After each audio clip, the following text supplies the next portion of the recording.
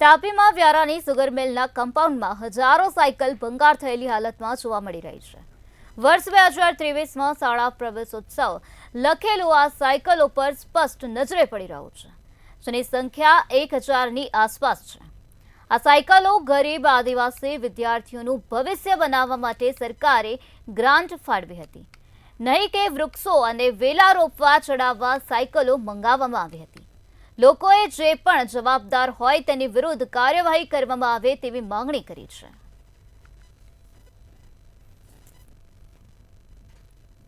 મિત્રો, ગુજરાત સરકાર અત્યારે વૃક્ષારોપણ કરવામાં ખૂબ સારી પ્રગતિ કરી રહી છે, પણ તાપી જિલ્લામાં તો સરકારી અધિકારીઓએ વૃક્ષારોપણ કરવામાં એટલી બધી પ્રગતિ કરી કે એમણે સાયકલ પર વૃક્ષારોપણ કરી દીધું। જુઓ, હું તમને કેમેરામાં બતાવવા માંગુ છું સાયકલ પર થયેલું વૃક્ષારોપણ।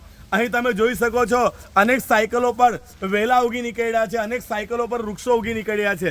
તો સવાલ એ ઊભો થાય છે કે ભૂપેન્દ્ર દાદાની સરકારના રાજમાં વૃક્ષારોપણ આટલી બધી પ્રગતિ કરી રહ્યું છે કે એને સાયકલ પર કરવામાં આવી રહ્યું છે। મિત્રો, ખરેખર ખૂબ જ કરુણ વાસ્તવિકતા છે જે આપણે અત્યારે દેખાડવા જઈ રહ્યા છે।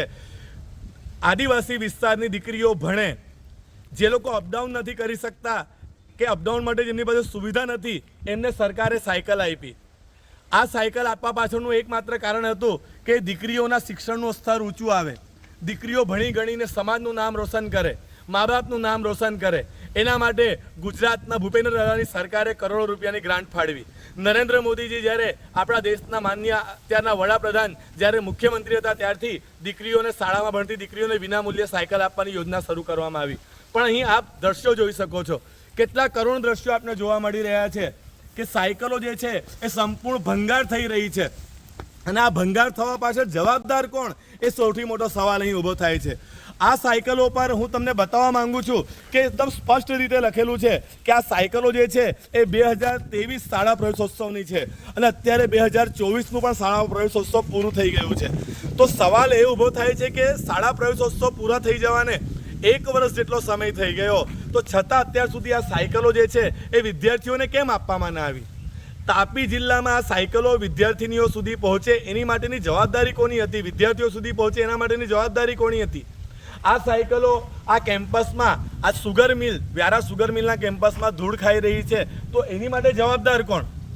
આટલા બધા સરકારના કરોડો રૂપિયા પાણીમાં નાખવા માટે જે જવાબદાર અધિકારી છે એના પર ક્યારે અને શું કાર્યવાહી કરવામાં આવશે? શું સરકાર કરોડો રૂપિયા આદિવાસી વિસ્તારમાં કરોડો રૂપિયાની ગ્રાન્ટ એટલા માટે ફાળવે છે કે સાયકલો ભંગાર હાલતમાં થઈ જાય? આમાંથી ઘણી બધી સાયકલોની ટાયર પૂરા થઈ ગયા છે, કાટ લાગી ગયો છે, એના પર વૃક્ષો ઉગી નીકળ્યા છે। તમે પાછળ જોઈ શકો છો કે હજારોની સંખ્યામાં સાયકલ છે।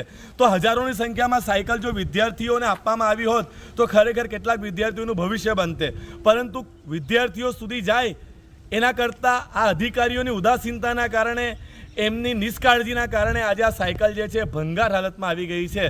ત્યારે મંતવ્ય ન્યૂઝ આવા અનેક જે કૌભાંડો છે સરકારના, કે કહેવાય કે અધિકારીઓની બેજવાબદારીના કારણે જે સરકારના કરોડો રૂપિયા પાણીમાં જઈ રહ્યા છે, એના તરફ પબ્લિકનું ધ્યાન દોરવા માંગે છે અને સવાલ પૂછવા માંગે છે કે ક્યાં એસે પढ़ेगा इंडिया तो आगे बढ़ेगा इंडिया।